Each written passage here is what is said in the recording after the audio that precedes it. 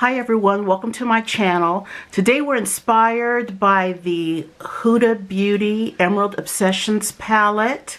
And let me just show it to you real quick. It is so gorgeous. I can't wait to do this look. And these are the colors we're going to be working with.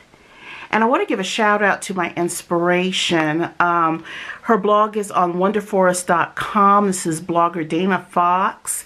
And this is a 2012 post that was picked up by Ulta Beauty and is currently on Pinterest. So if you go into Pinterest and type in green eyeshadow look, you'll definitely get it. But if you can, I'm going to put a link down in the description box so you can see her look.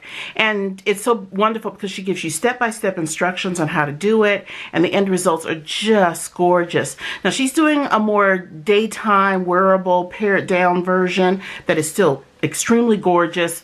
I'm going to try to amp it up a little, give it a little more volume, and I certainly hope you love it. And so if you'd like to see me do a look with this absolutely beautiful palette, please stay tuned.